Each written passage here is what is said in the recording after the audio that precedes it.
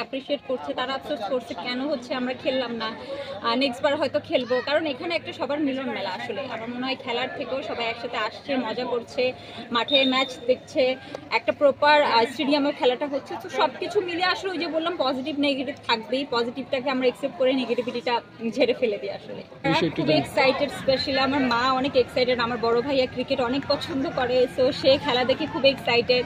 সে আমাকে ইনস্ট্রাকশন দিচ্ছে যে কীভাবে কী খেলা উচিত, যদিও সে ওভাবে জানে না যে আমরা খুবই খারাপ খেলি, বা বাসায় গেলে তারা বলে যে কেন এটা করলি না, কেন এটা করলি না, কেন আউট হয়ে গেলি।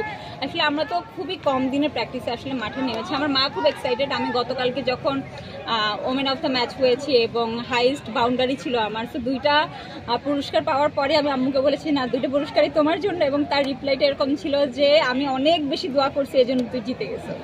যেহেতু আমাদের বাংলাদেশের অলরাউন্ডার অবশ্যই সাকিব ভাইয়া, মনে হয় যে উনি আসলে কতটা প্রেশার নিয়ে খেলে। আমরা এই কয়েকদিন ক্রিকেট খেলে আসলে বুঝতে পেরেছি যে কতটা প্রেশার নিয়ে আসলে মাঠে নামতে হয়। আমরা ইভেন যখন ব্যাটিং করি অনেক সময় মনে হয় বলও আমরা দেখছি না। তো সেই জায়গা থেকে যে তারা দেশকে রিপ্রেজেন্ট করে এত ভালো খেলে, এত প্রেশার নিয়ে, আমরা এই কয়েকটা জাস্ট 18-20 জন মানুষের প্রেশার নিচ্ছি, সে পুরা একটা দেশের মানুষের প্রেশার নিয়ে কিন্তু মাঠে নামে। তো ভুল ত্রুটি হতেই পারে।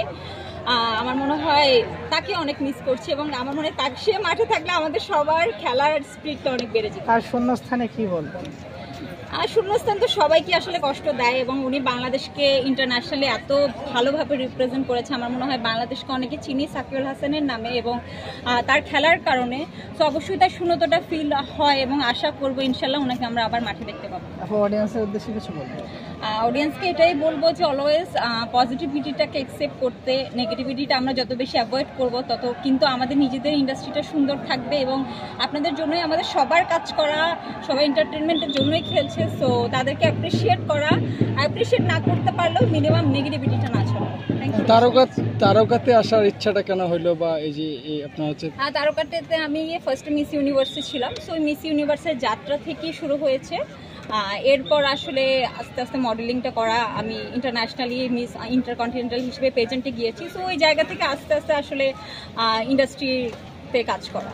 অবশ্যই ভালো কিছু পাবে, ভালো কাজের প্ল্যান চলছে, যেহেতু ইন্টারন্যাশনালি বাংলাদেশকে রিপ্রেজেন্ট করে এসেছি, এবং সামনেও ইচ্ছা আছে ইন্টারন্যাশনালি ফেস্টিভ্যালে কাজ করার, এবং খুব শীঘ্রই আপনার ভালো কাজে দেখতে পাবেন।